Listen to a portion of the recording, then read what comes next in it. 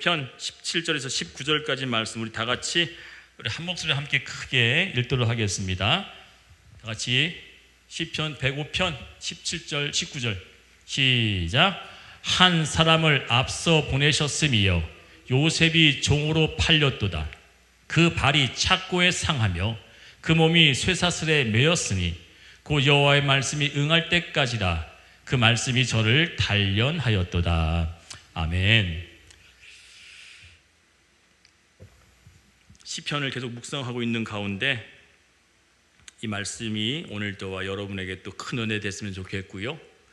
이 말씀을 통해서 우리의 삶에 하나님의 뜻하신 섭리, 또 이 말씀의 주인공인 요셉이 어떻게 이 시련의 절벽에 섰을 때 잘 이겨낼 수 있었는지를 좀 나누고자 합니다. 함께 크게 따라할까요? 시련의 절벽에 섰을 때, 절벽에 섰을 때, 시련의 절벽에 섰을 때 여러분 다 이런 경험이 있으실 겁니다. 요셉은 종으로 팔려갔죠. 그것도 남의 손에 이웃의 친구가 아닌 혈육, 자기 직계 가족이었던 형들의 시기를 받아서 종으로 애국으로 팔려갔습니다. 또한 그 팔려간 집에서 정말 열심히 성실히 주인이 모든 걸 다 맡길 정도로 믿음직한 모습으로 살았는데 그럼에도 불구하고 억울한 누명을 써서 어떻게 해요? 강간미수죄로 억울한 누명으로 감옥까지 가게 됐습니다. 오늘 본문에 그렇게 얘기하죠. 한 사람을 보냈는데 그가 종으로 팔렸고 발에 착고를 차고 또한 쇠사슬에 묶였다라고 얘기를 합니다. 억울한 일을 당했죠. 사람이 제일 억울한 일이 뭡니까?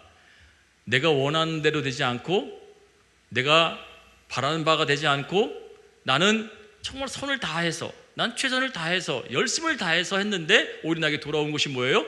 상처고 비난이고 욕설이고 또한 우리를 향해서 진짜 때 아닌 모진 말로 우리를 욕하거나 또 우리를 향해서 저주하는 일들이 있습니다.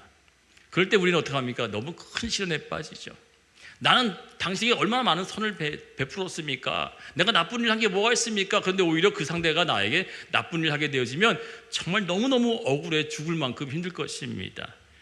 우리 역시도 이 시련의 절벽에 섰을 때 요셉을 통해서 우리는 세 가지를 통해서 이 본문에 나타난 또 요셉의 삶을 통해서 알 수 있는 것을 제가 여러분과 좀 나누고자 합니다. 요셉의 이야기 너무너무 잘 알죠. 성경에서 요셉이라고 하는 인물이 자그마치 다른 인물보다도 많은 분량을 차지할 만큼 굉장히 중요하고 또한 이 요셉이 누구를 예표합니까? 예수를 예표하듯이 그만큼 중요한 인물 중에 하나인데 예수와 이 요셉이 한 인물의 등장처럼 보여질 때 우리 안에는 이 시련을 어떻게 잘 견디고 통과해냈을까를 보려면 요셉의 했었던 모습을 살펴보면 잘 배울 수 있고 교훈이 될 것 같습니다. 첫 번째입니다. 우리 크게 한번 따라했으면 좋겠습니다. 시작. 원망의 반응을 보이면 안 됩니다. 이게 무슨 뜻입니까? 요셉이 자신을 감옥에 가두고 또한 간간미수라고 하는 그 억울한 누명을 써서 여러분 감옥에 가게 되면 사람이요 멘붕에 빠진대요. 멘탈이 나가버린대요. 정신이. 정상적인 사람도 너무너무 강박이라든지 공황장애에 쌓인 만큼, 왜냐하면 멀쩡히 살아있던 사람, 자유롭게 살던 사람이 어딘가 갇혀서 옴짝달싹 못하고 그 몇 평 되지 않는 곳에서 온 범죄자들과 함께 섞여 있을 때 같은 범죄자들끼리 괜찮지만 멀쩡한 사람이 들어간다고 생각해 보세요. 여러분이 만약에 감옥에 간다고 생각해 보세요. 어떨 것 같으세요? 못 견딥니다. 멘탈이 나가버려요. 그런데 이 요셉은 감옥에 간 것도 어떻게 갔다고요? 억울한 누명으로 간 거예요. 그런데 이 요셉이 그 감옥에서 어떤 삶을 살았을까? 가만히 들여봤더니 성경에요 요셉이 어떠한 원망을 했었던 장면이 하나도 등장하지 않다는 거예요. 형들을 원망해도 충분한 일이었어요. 형들을 원망하기 전에 형들에게 분을 품고 내가 살아나기만 해봐. 형들 내가 복수할 거야. 이렇게 해도 될 만큼의 그런 상태를 겪었는데 어디 하나 요셉의 모습에서는요 형들을 원망했다거나 형들을 향해서 미움을 가졌다라든지 이런 마음이 단 하나도 등장하지 않는 겁니다. 또한 억울한 누명을 세워서 감옥에 갇히게 했었던 그 대상자를 향해서 내가 출소하기만 해봐. 여러분의 부산 돌려차기 남 아시죠? 모르세요? 부산 돌려차기 남이요, 감옥에서 그런 얘기 했다는 거예요. 내가 출소하면 그 B를 죽여버리겠다고. 자기를 고소했던 사람이, 자기가 피해를 줬던 그 여자가 오히려 고소한 게 아니라 뭐예요? CCTV에 들켜가지고 그 사람 붙잡혀 간 거잖아요. 그런데 자기는 아무 일도 안 한 것처럼, 마치 억울한 일 당한 것처럼 내가 나가면 꼭 복수하겠다고. 이렇게 악한 사람이 있어요. 그런데 요셉은요, 어떻게 했다고요? 억울한 일을 당했음에도 불구하고 성경 어디를 봐도 그 보디발 아내를 원망하는 말이 없다는 거예요. 시련을 당할 때 우리는 흔히들 뭐 합니까? 어려움을 당할 때 우리는 흔히 뭐 합니까? 원망합니다. 그 원망의 이유를 그 상대방에 돌려서 그 상대방에게 우리는 안 좋은 마음과 독을 품어내게 되어집니다. 그러나 성경은 우리에게 뭘 얘기하냐면, 그 사람에게도, 그 환경에도, 그 상황에도 하나님이 있다면, 믿음 있는 사람은요, 그 사람에게도 하나님의 사람이 있고, 그 일에도, 그 사건에도, 내가 받은 어떤 억울한 일에도 하나님의 큰 섭리가 있다면 뭐 하는 거예요? 원망의 입술을 닫는다는 겁니다. 아멘인가요? 하나님이 살아계신다고 믿으면 그 일조차도, 그 사건, 그 상황 환경조차도 하나님께서 무슨 뜻이 있을 거야 라고 하는 믿음을 가질 줄 믿어요. 요셉이 바로 그런 모습을 보였다는 거죠. 원망에 대한 표를 하나도 내지 아니했고요. 그런데 원망하면 가장 두드러지게 나타나고 있는 사건이 성경에 등장하는데, 하나님이 원망했다고 정확히 꼭 집어서 얘기하면서 그 원망했던 대상자들을 향해서 하나님의 진노를 발하시는 장면이 성경에 등장하는데, 특별히 다른 원망에 대해서는 하나님께서 그냥 넘기시지만 하나님이 유독 딱 집어가지고 원망했던 그 자들, 원망했던 그대로 행할 거야 라고 했었던 장면이 있어요. 바로 누구냐면 가나안을 정탐하라고 보냈던 12명의 사람 중에서 2명, 누구예요? 여호수아와 한 명 누구죠? 갈렙이라고 하는 사람만 빼고요, 나머지 10명은 뭐 했습니까? 첫 번째, 하나님을 원망했어요.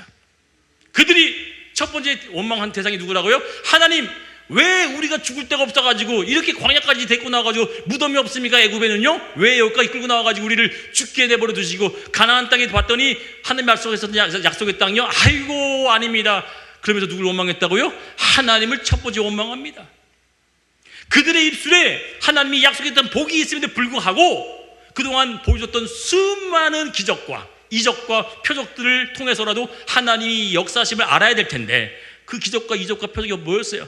추우면 불기둥, 또 너무 뜨거우면 구름기둥, 배고프면 메추라기, 또한 매일매일마다 뭘 줘요? 만나를 주신 놀라운 기적을 줬는데도 불구하고 마지막 단계 가나안 정복하라고 보냈던 그 10명의 정탐꾼이 하나님 어떻게 하시면 좋습니까? 40년 동안 그 지키고 돌보고 인도했던 그 모든 걸 다 버리고 누굴 원망하더라고요? 하나님을 원망하더라고요. 그리고 두 번째 누굴 원망합니까? 모세, 당신 우리를 왜 데리고 왔어? 당신만 나타나지 않았다면 우리 애굽에서 잘 먹고 잘 살았을 텐데, 모세 당신이 나타나가지고 우리를 꼬드겨가지고 지금 이 땅에 나와가지고 우리를 이 가나안 땅에 들어가려면 우린 거기 가기엔 뭐야? 밥이고 그냥 다 메뚜기 같아서 다 죽을 것 같아. 모세를 원망합니다. 여러분, 사람을 원망하는 이유가 뭔지 아세요? 여러분, 사람을 원망하고 불평하는 이유는 그 사람에 대해서 부족함을 보거나 그 사람의 흠을 발견할 때 되면 원망하게 되어져요. 우리 인간은 그래요. 처음엔 너무너무 좋아 보여요. 와, 저 사람 정말 훌륭하다, 멋있다, 착하다, 선하다. 그런데 뭔가 하나 흠이 딱 잡히면 갑자기 원망이 확 들어와요. 그게 무슨 이유인 줄 압니까? 하나님의 사랑이 없는 이유예요. 모든 사람을 바라볼 때 흠이 없을까요? 이 목사도 흠이 많아요. 부족한 게 참 많아요. 그러나 바라볼 때 뭘로 바라보냐? 하나님을 통해서 바라볼 때는요, 다 어떤 사람을 보여요? 사랑할 자로 보일 줄 믿습니다. 그런데 이 애굽 백성, 가나안 백성의 그 놀라운 것들을 보고서 지레 겁먹고 졸졸 쩔었던 이 이스라엘 10명의 정탐꾼은요, 이번에는 하나님을 원망하다가 눈에 보이신 모세를 향해서 원망하는 거예요. 그리고 세 번째, 뭐에 대해서 원망합니까? 상황과 환경이었던 가나안 땅을 집어서 원망해요. 그곳에 갔더니 뭐예요? 성들이 엄청나게 크고 내가 애굽에 있을 때 보지 못했던 놀라운 성이 있었고 거기 있던 사람들은 내 키에 2배나 되어지는 그런 장실이고 거구고 야 나는 거기 가면 싸움해도 난 질 수밖에 없어 라고 하면서 그 땅이 어떤 땅이라는 거예요? 저주의 땅이라고 역사하는 거예요. 하나님이 어떤 땅이라고 약속하셨어요? 축복의 땅이라고 약속했던 그 땅을 뒤집어서 뭘로 봅니까? 그 이유는 뭐라고요?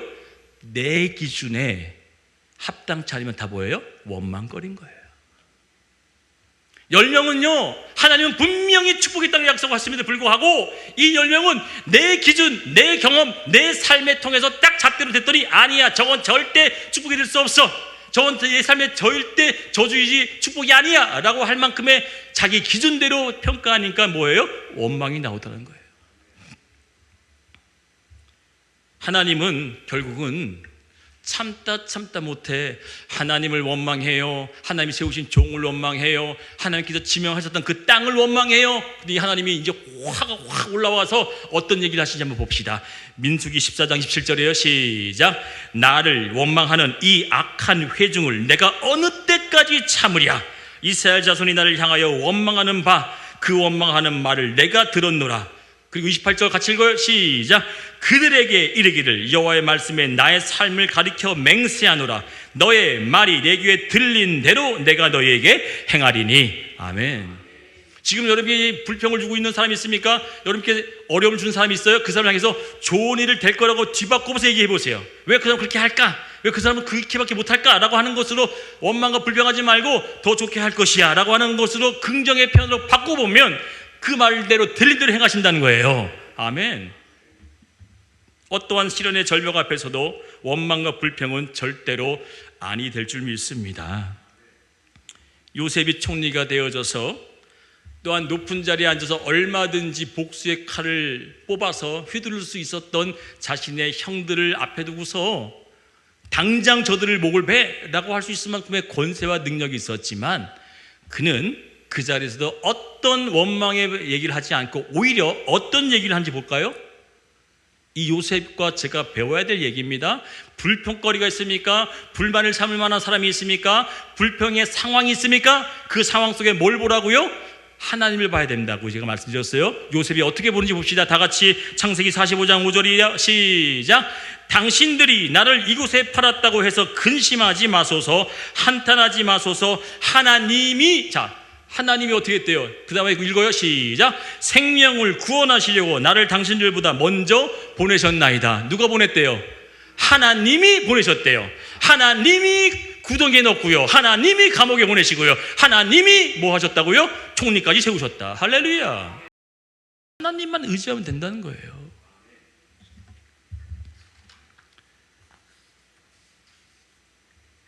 (45장 8절) 5절, 6절, 7절에 형들을 계속 위로해요. 요셉이 오히려 형들을 두둔해서 막 그냥 그 사람들을 마음을 풀어주게 해요. 당신들이 나 때문에 내가 이런 얼마나 13년 동안 고생하는지 아세요? 라고 얘기를 하는 게 아니라 형들 괜찮아요. 형들이 했었던 일들이 나도 처음에는 솔직히 원망이 들만한 했지만 내가 믿음을 가지고 보니까 누가 이러더라? 하나님이 그 안에서 다 일하심을 내가 믿습니다. 그리고서 마지막 8절에 볼까요? 45장 8절에 어떻게 종집을 찍는지 봅시다. 시작. 그런즉 나를 이리로 보낸 이는 당신들이 아니요 하나님이십니다. 할렐루야. 절대 원망하지 않는 거예요. 나를 보냈던 그 사람이 환경이 아니었더라, 사람이 아니었더라, 전체적인 큰 그림을 봤더니 누가 했더라? 하나님이 일하시더라. 아멘. 오늘 제가 이렇게 얘기했어요. 누가 일하시더라? 하나님이 일하십니다. 인사했어요. 오늘 예배 드리기 전에. 그렇죠. 하나님이 일하시더라는 것을 누가 봤다고요? 요셉은 믿음을 가지고 봤다는 거예요. 시련의 절벽에 섰습니까? 믿음이 없는 사람은요, 그 시련의 절벽을 원망할 것이고요, 시련의 절벽에 섰을지라도 믿음이 있는 사람은 하나님을 볼 줄 믿습니다. 원망은 하나님을 빼어놓고 보는 거예요. 원망은 하나님이 없다고 보는 거예요. 그냥 원망이 나오는 거예요. 그러나 믿음 있는 사람은 오늘 하나님을 통해서 볼 수 있는 요셉의 교훈을 배우기를 축원드리겠습니다. 두 번째입니다. 같이 크게 따라 읽어요. 시작. 현재 남아있는 것에 집중해야 합니다. 아멘. 이게 무슨 얘기인가 좀 의아하시죠? 요셉이 그런 일을 했어요.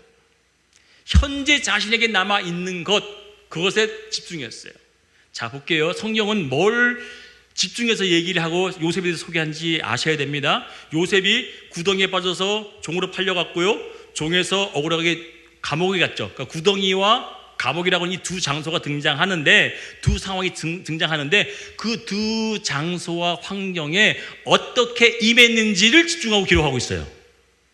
첫 번째, 종에서 그에서 노예로 팔려가서 종으로 임할 때 어떻게 했냐면 하나님이 그와 함께 하심으로 모든 것을 다 뭐했다? 잘 돌봤다는 거예요. 내가 형들에게 팔려와가지고 내가 억울하게 진짜 이렇게 형들의 배신을 통해서 이렇게 모진 고생을 하고 나서 원망하며 사는 것이 아니라 그가 처했던 종의 자리에서도 뭐 했다는 거예요? 현재 자식이 주었던 종의 자리에서도 뭐예요? 최선을 다하고 힘을 다하고 열심을 다했더니 누가 뭘 보더라? 그의 보디발, 그의 주인이 그를 보면서 우와, 저놈 대단한 놈이네, 우와 멋진 녀석이구나, 그냥 설렁설렁 일하는 게 아니라 정말 자기 일처럼 내 집처럼 열심히 일하는구나 하면서 내가 처했던 그 현재의 종의 자리에서 뭐예요? 최선을 다하더라. 그 상대가 있었던 많은 사람들이 뭘 보더라? 하나님이 그와 함께 하심을 보았다고 기록하고 있어요. 또한 장소가 또 바뀝니다. 상황이 바뀌어요. 어때요? 종에서 죄인으로 바뀌어요. 누구도 손가락질 할 수밖에 없는 죄인의 그 자리에서도, 구박당하고 욕먹고 사람 취급받지 못하는 그 상황 속에서도 이 요셉이 어떻게 했다고 합니까? 성경에 감옥에 있는 모든 것을 다 돌봤다. 어떻게? 감옥의 간수가 그를 유심히 쳐다봤더니 너무너무 남들과 다른 거예요. 다른 질서와 다른 거예요. 시퍼런 아주 그냥 도끼가 가득했던 사람들에 있었던 어느 한 사람이 늘 선한 마음과 착한 마음과 정말 예의 바른 모습으로 살아갔던 그 모습을 봤더니, 뭘 시켜도 열심히 하고 성실히 하는 걸 봤더니 그 간수가 뭐예요? 그의 모든 감옥에 있는 것을 다 맡기더라. 할렐루야. 내 삶에 있었던 가장 소중했던 것들이 뭐예요? 지금은 죄인이지만 이 죄인의 신분에서도 뭐 하는 거예요? 그는 가장 좋은 것으로, 가장 선한 것으로 그 상황을 대하더라는 거예요. 진짜 믿음인 사람은 상황이 바뀌어요, 환경이 바뀌어요. 그러나 그 상황 속에서도 뭐예요? 내가 처해 있는 내 예배자의 자리, 내 성도의 자리에서 하나님만 바라보면서 열심히 성실히 하는 자를 하나님께서 뭐 하신 거예요? 높여줄 줄 믿습니다. 요셉을 보세요. 종의 자리에서도 성실했어요. 죄수의 자리에서도 성실했어요. 그랬더니 주인과 간수가 다 뭐 하는 거예요? 놀라운 복을 허락하더라. 누굴 통해서요? 하나님을 통해서. 우리는 이걸 배워야 된다는 거예요. 현재 남아있는 것에 집중해야 돼요. 나 이제 종이 됐어, 나 이제 죄수야, 다 필요 없어, 나 이제 쓸모없구나 라고 절망해서 넘어지는 게 아니라, 요셉은 종의 자리에서든 죄수의 자리에서든 하나님이 분명히 일하실 거야 라고 하는 그 믿음으로 그 자리에 서 있으니 누가 보더라? 주변에 있는 사람들이 그걸 보더라는 거예요. 열왕기상에 보게 되면요, 17장 내용에 보게 되면 엘리야가 사르밧 과부에 대한 얘기가 등장하죠. 사르밧 과부가 뭐가 남았다고 성경이 기록해요? 아무것도 남아있지 않고요, 딱 떡 한 조각 먹을 만큼 그것만 남아있는데 엘리사가 뭐에 집중하게 만들어요? 그 남아있는 그 한 조각에 집중하게 만들어요. 너가 쓸모없고 죽을 것 같고 네가 빈손에 여기고 있는 건 그지만 딱 한 가지 붙잡을 수 있는 그거 있으면 그거 내놔봐. 그걸 하나님께 드릴 때 어떤 기적이 벌어지죠? 다 아시죠? 한번 읽어볼까요? 열왕기상 17장 1절에 11절에 시작. 엘리사가 저를 불러가노되 청컨대 내 손에 떡 한 조각을 내게로 가져오라. 딱 한 조각밖에 안 남은 걸 가져오라. 내게 남은 게 많으면 더 드리고 더 드리죠. 그런데 이거 먹으면 죽을 수밖에 없는 그 한 조각, 그러나 그 한 조각 부족한 것에 집중하며 최선을 다하는 모습을 가질 때 하나님이 역사하십니다. 모세 역시도 어떻게 했어요? 출애굽기 4장에 얘기하죠. 하나님, 나 이제 나이 80, 여기 80 넘으신 분 앉아 계시면 하나님께 쓰시자고 하면 어떤 대답 하실 거예요? 아이고, 나이 한 40대 된 사람 쓰세요. 얘기할 거 아니겠어요? 똑같아요. 모세도 나이 80대에 하나님 부르시죠. 첫 번째 말이 뭡니까? 아유 하나님, 나는 말이 어둔합니다. 저는 부족합니다. 이제 눈도 희고요. 이제 기력도 없어요. 그랬더니 그를 지탱해 줬던 노인들이 힘없으면 뭐 의지하고 걸어요? 지팡이. 그렇죠? 자기가 힘이 없어서 이것밖에 의지할 게 없었던 그 걸음걸이에 도움되었던 지팡이 하나 있던 걸 내 손에 있는 게 무엇이냐라고 물어요. 볼까요? 봅시다. 시작. 여호와께서 그에게 이르시되 내 손에 있는 것이 무엇이냐? 가로되 지팡이입니다. 하나님이 지금 뭐에 집중하게 만든다고요? 보잘것없고 의지할 것밖에 이거밖에 없는 이거를 붙잡고 있는 모세에게 그 지팡이도 너에게 힘을 주거든 내가 너에게 힘을 안 주겠느냐. 할렐루야. 하나님은 말씀하시기에 지금 네가 의지할 수밖에 없는 그 연약한 그 한 가지를 붙잡고 있다 할지라도 그거 의지할 것에 집중하는 것을 내가 그 힘에게 능력을 줄게 해서 그 지팡이에 뭘 주세요? 날강에 피로받기 능력을 줍니다. 또 그 날강이 뭐예요? 홍해가 갈라진 역사가 일어납니다. 할렐루야. 뭘로요? 그 지팡이로요. 우리는 그렇게 살아야 되는 거예요. 지난주 복싱 챔피언들에 대한 이야기가 나오는 유튜브를 봤는데요. 여러분들 그 중량급으로 80년대 유명했던 박종팔 선수 아시나요? 네, 박종팔 선수 아시죠? 요즘에 근데 TV에 막 자주 등장하죠. 매스컴에 자주 등장하고 유튜브에 막 나오고 해요. 그런데 이 사람이 사실은 꼰투를 많이 하다 보니까 사실상 꼰투가 때리는 그 경기 같지만 사실 때리기만 해요. 맞기도 수없이 맞잖아요. 그러니까 그 꼰투를 하면서 내가 언제쯤 되면 이걸 멈출 수 있을까? 너무나 꼰투들이 다 그렇게 고백한대요. 왜? 너무 고통스러우니까 맞으면 막 머리가 핑핑 돌고 앞이 안 보이고 이러니까. 그런데 이 박종팔 선수도 돈을 많이 번 상태에서 이제 내가 이제 꼰투 이제 다시는 안 해. 왜? 지겨우니까 하도 맞고 막 이러니까 난 이제 안 해 하면서 강남에 술집을 차렸는데 뭐 했다 그랬어요? 쫄딱 망했대요. 또 두 번째 내가 뭐 해야겠다고 뭐 장사를 또 했대요. 근데 그것도 또 부도가 나서 쫄딱 망하고요. 그러고 나서 왜 송충이 솔잎을 먹고 살아야 되는데 강남에서 술집 장사하고요. 무슨 뭐 체육 시설 뭐 하고요. 그리고 또 나머지 뭐 한지 아세요? 건설업을 또 뛰어들었어 이 사람이. 그 얘기를 하더라고요. 잘 됐을까 안 됐을까? 망하죠. 맨날 때리고 복수했던 사람이 술집하고 뭐 체육관 뭐 체육시설 관련된 일을 하고 그다음에 건설업 한다고 했는데 잘 될 일이 있어요? 그게 고백하더라고. 자기가 다 망했대. 그런데 지금 뭐 하고 있어요? 지금은 체육관이에요. 무슨 얘기인지 아시죠? 난 이제 꼰투 질렸어. 평생 동안 주먹질하고 맞고 했다가 난 이제 다시는 안 해. 돈 이만큼 벌었으면 됐어 하면서 그만뒀던 이 사람이 지금 뭐 한다고요? 지금 꼰투관 채워서 후배들 양성하고 있어요. 그 TV에 나와가지고 막 나오잖아요. 연예인들 막 가르쳐주고. 못 보셨나? 이 사람이 그래서 얘기한 게 뭐예요? 다시 내가 할 수 있는 그 한 가지 연약한 거에 부족한 것이라고 했었던 그것에 다시 돌아오게 되니까 너무너무 편하다는 거예요. 제가 이 얘기를 한 이유는 뭔지 아시죠? 하나님은 사람을 부를 때마다 뜻하신 바가 있어요. 부르신 그 사람의 분량이 또 있고요. 그 사람이 원하신 바가 있어요. 왜? 생명이 뭐라고요? 이렇게 살아라 라고 명령을 받았기 때문에 그게 살아야 될 길이 있다는 얘기예요. 하나님이 그렇게 살아야 될 길을 가지 않고 딴 길로 가면요 우리는 힘들어요. 그렇기 때문에 뭐 해야 됩니까? 내게 익숙했던 것, 내가 잘할 수 있는 것, 내가 그거 하면 좋은 것을 하려고 하는 것에 집중하면 하나님이 도울 줄 믿습니다. 하나님 반드시 도와줘요. 왜? 근데 나 딴 거 해볼까? 하늘을 저버리고 내가 원하는 바에서 하나님이 다 지켜준 상태에서 해버리면 하나님이 도와줄 수 없다는 겁니다. 오늘 그렇기 때문에 이 요셉이 감옥에 가서 한번 읽어보고 갑시다. 제가 찾아봤으니까 읽어볼게요. 자, 창세기 39장 22절 23절입니다. 시작. 간수장이 옥중 죄수를 다 요셉의 손에 맡김으로. 누가 맡겼대요? 간수장이 봤더니 남들과 다른 거예요. 요셉이. 그거 다 맡겼대요. 그리고 그때 읽어요. 시작. 그 재반 사물을 요셉이 치리하고 간수장은 그의 손에 맡긴 것을 무엇이든지 살펴보지, 확인하지, 체크하지, 점검하지 아니했다. 왜요? 믿었으니까.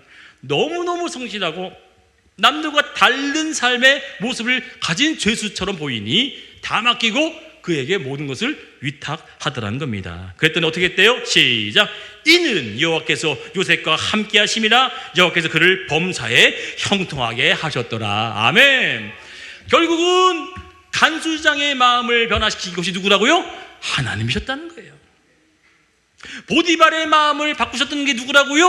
하나님이셨다는 거예요. 뭐예요? 내가 지금 처했던 그 상황 속에서 가장 열심히 최선을 다했던 그 모습을 가지니 하나님이 사람을 통해서 일을 하시더라는 거예요. 세 번째입니다. 같이 크게 읽어요. 시작. 절대로 포기해서는 아니 됩니다. 옆에 사람 인사해요. 시작.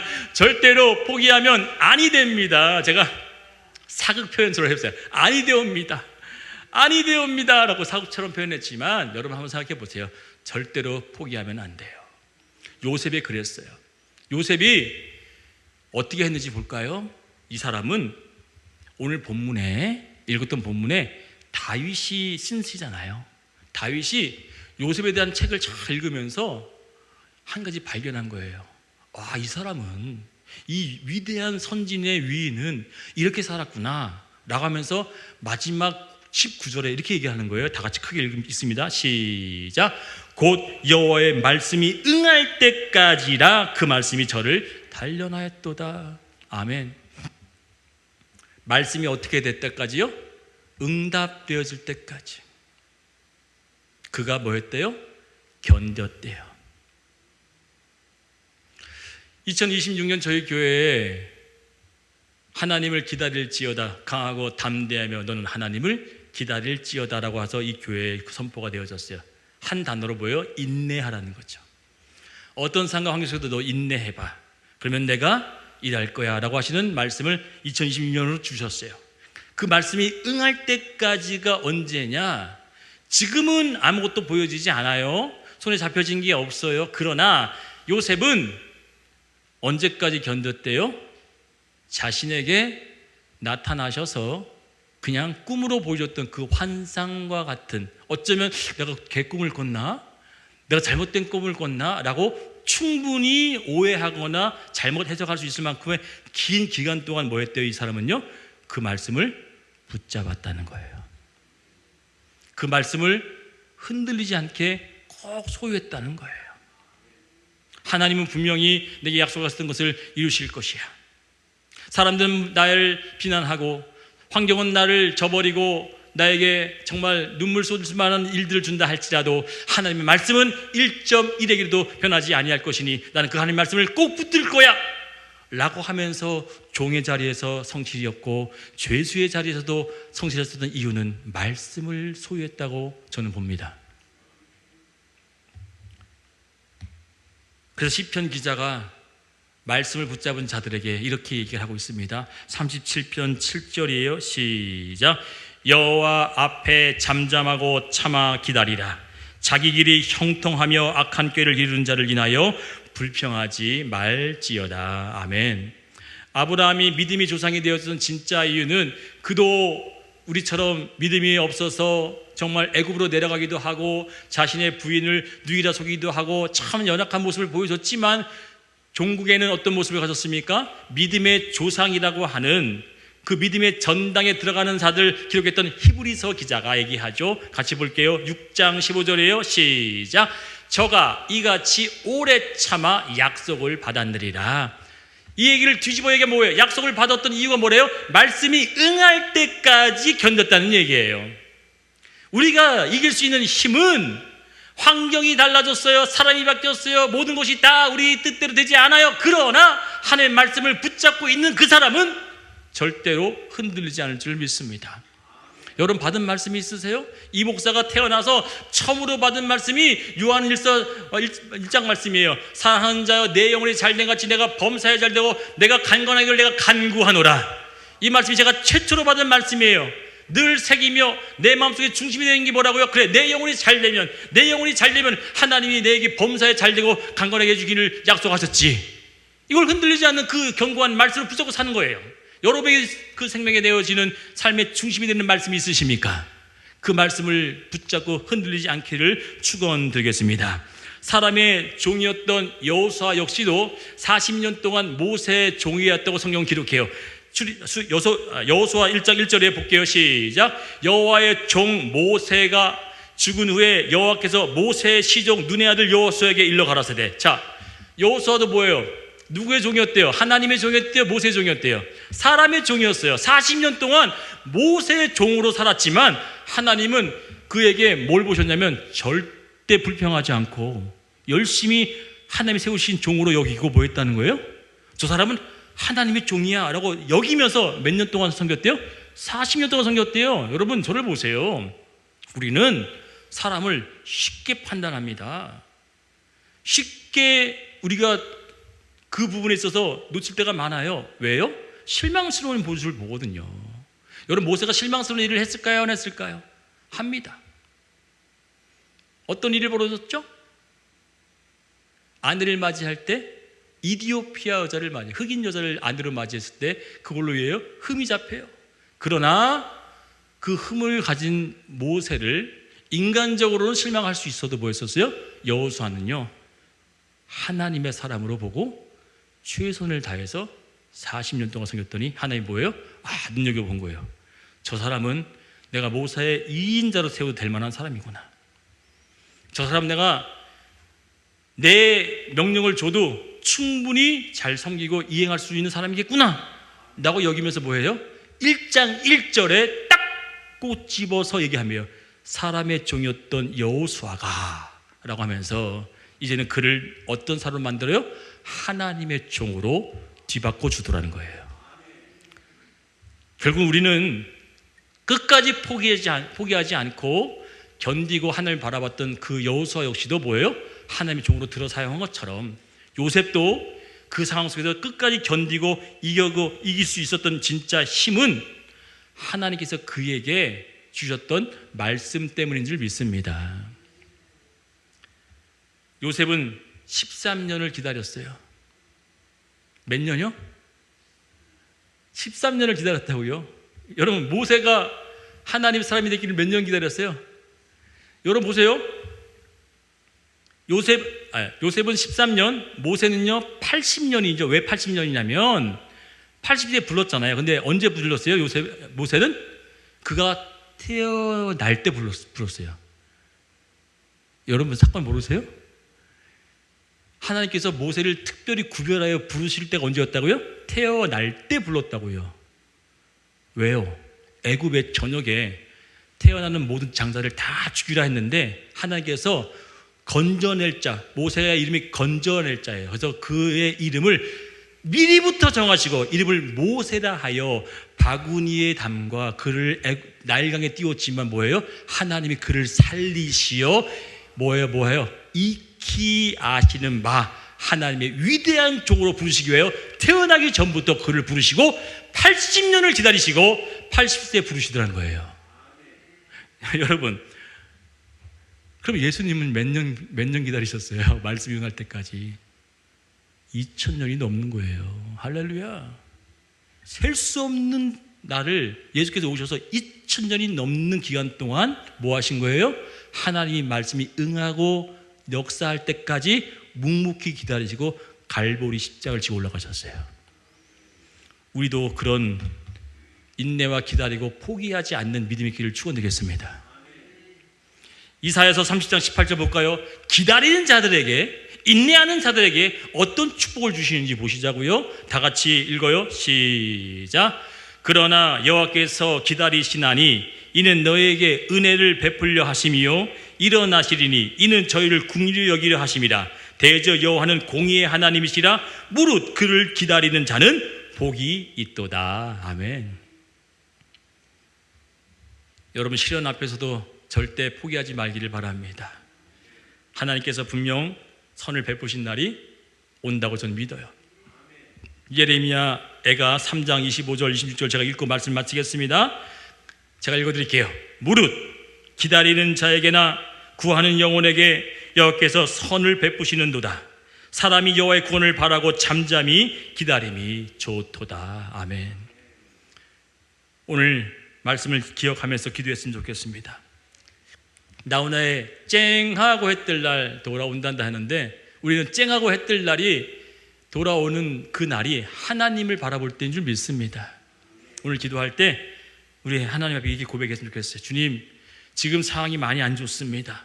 시련의 절벽 앞에 서 있습니다. 그러나 주님 다시금 믿음을 주옵시고 하나님만을 바라볼 수 있는 그 믿음을 허락해 주옵시고 넘어지지 않게 하시고 주님을 바라볼 수 있는 온전한 뜻을 가지고 나갈 수 도와달라고 다 같이 우리 주의 성 한번 크게 부르고 통성기도하기를 원합니다. 주여